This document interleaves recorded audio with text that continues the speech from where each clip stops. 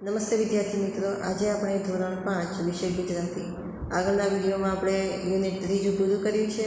હવે આપણે યુનિટ 4 શરૂ કરવાના છે. યુનિટ 4માં આપણને ગીત આપેલું છે, કાવ્ય આપેલું છે. કાવ્યનું નામ છે સુંદર સુંદર. કાવ્યનો પ્રકાર છે પ્રકૃતિ ગીત.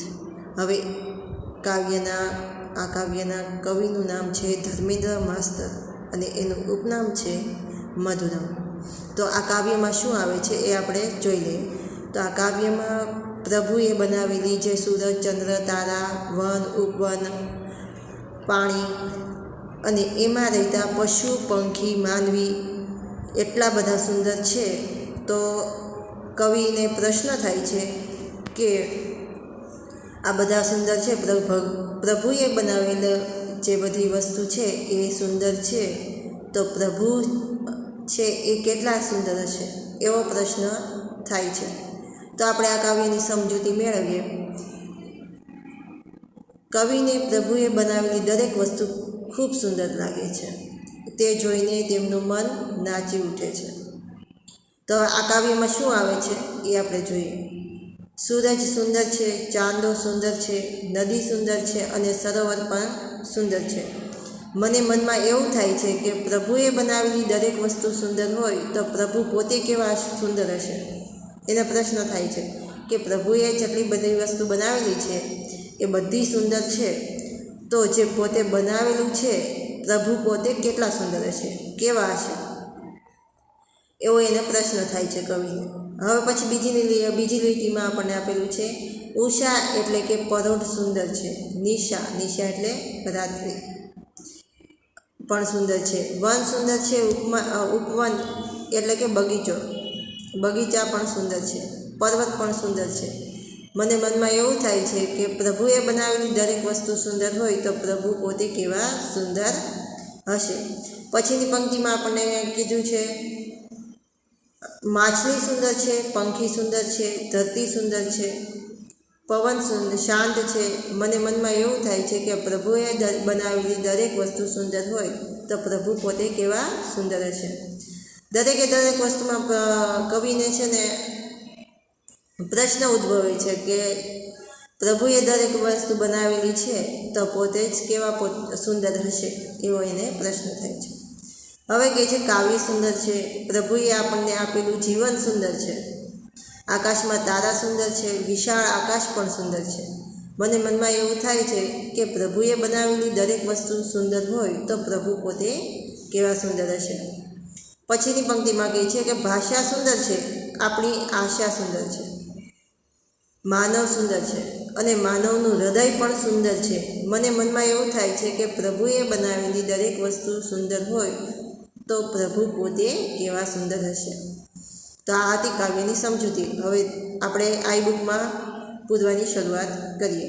તો પ્રશ્ન પહેલો આપણને આપેલું છે સુંદર સુંદર પ્રકૃતિ ગીતના કવિ કોણ છે?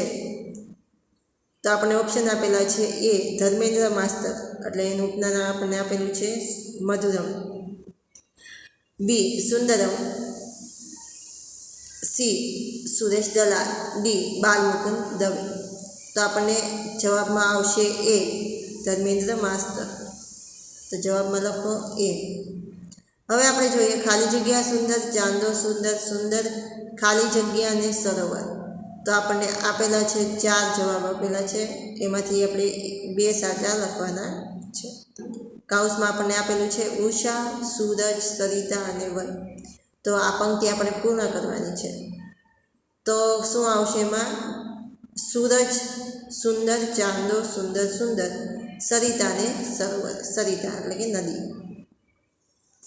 ત્રીજું જોઈએ આકાશમાં શું શું સુંદર દેખાય છે? તો જવાબમાં લખો આકાશમાં સૂરજ અને ચાંદો સુંદર દેખાય છે. હવે આપણે જોઈએ ચોથું. આપણને આપેલું છે ખરા ખોટા છે ચોથું. સરિતા અને સરોવર પણ સુંદર છે. સરિતા અને સરોવર પણ સુંદર છે. સાચું કે ખોટું? તો હા, સાચું. જવાબમાં આવશે સાચું. હવે આપણે જોઈએ પાંચમું. કવિના મનમાં બધું જ સુંદર જોઈને શો વિચાર આવે છે? તો આપણે જોયું હતું કાવ્યમાં કવિને શું વિચાર આવતો હતો, અહીં આપણે જવાબમાં લખવાનું છે. કવિના મનમાં બધું જ સુંદર જોઈને એવો વિચાર આવે છે કે આ સુંદરતાનું સર્જન કરનાર ભગવાન કેવા સુંદર હશે. આ બધું સુંદરતાનું સર્જન કરેલું છે ભગવાને, તો પોતે ભગવાન કેટલા સુંદર હશે એ પ્રશ્ન એને ઉદ્ભવે છે. હવે જોઈએ છઠ્ઠું, વિભુ એટલે કોણ? વિભુ કાવ્યમાં જો વારંવાર વિભુ શબ્દ પ્રયોજાયો હશે. તમે તમારી ટેક્સ્ટ બુકમાં જોજો, કાવ્ય છે એમાં વારંવાર વિભુ શબ્દ પ્રયોજાયેલો છે. તો વિભુ એટલે શું થાય? પ્રભુ અથવા તો ભગવાન.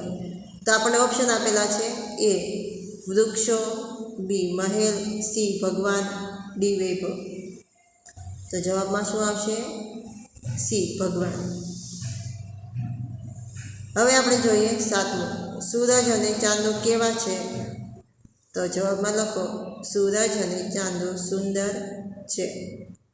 હવે આપણે જોઈએ આઠમું, કાવ્ય પંક્તિ પૂર્ણ કરો.